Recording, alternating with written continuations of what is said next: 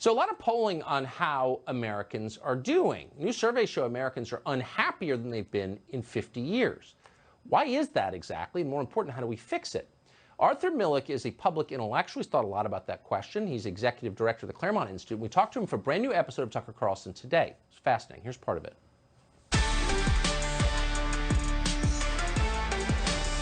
One of the conclusions you reached, there were other times in human history in which people had greater levels of happiness because, as you put it, human nature was being fulfilled. What do you give us an example of that? Yeah. What do you mean? Yeah.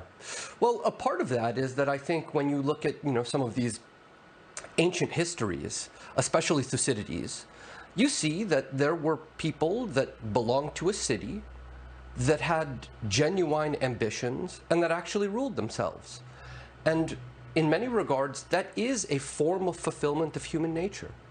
To genuinely rule, not in a tyrannical way. These were democracies. Athens was a democracy, in a way that we don't have. We have become more and more private beings. We don't rule politically. I mean, the country is ruled on our behalf. Right. And not just by the structure of the Constitution that it's a representative democracy. It's not just that. But because there are bureaucracies, there's a political class that rules on your behalf and basically says, well, this country doesn't really belong to you. And thank you for voting one way or another, but we're going to do the business of ruling. Also, there were religious eras where certain parts of the human soul were more fulfilled. We certainly don't live in one of those. But we did, up until not long ago, at least have a happy private sphere. We had families. We had devotion. We had the raising of kids whom we loved.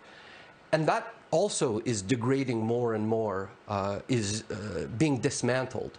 And so what you would ask, if you game this trend out, what you would ask are Americans really left with if they don't have politics, they don't have religion, and they don't even have a family life anymore.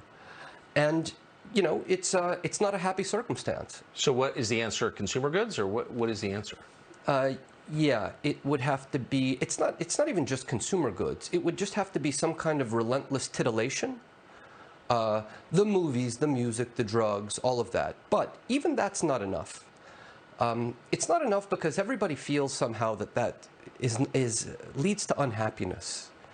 And so there have to be created these new industries to reassure you that this is indeed happiness, or to give you, a psychological medication to just shut off those thoughts. And there are industries, enormous industries with vested interests that now exist that cannot be questioned. It's science, after all. That are meant to reassure you that, no, you are happy, actually. The therapy, the psychiatrists. And it can't go on like that. Everybody knows that. So so that idea is an interesting one right there. There are industries in the United States whose purpose is to convince you, despite the evidence, that you are in fact happy, you are satisfied, don't ask for more. Yes, or to lie on your behalf, to make excuses on your behalf. Hey, shh, you're very happy. Stop complaining. Arthur Milik, what a smart guy. That conversation went on for a long time, and it's worth watching. It's on Fox Nation right now.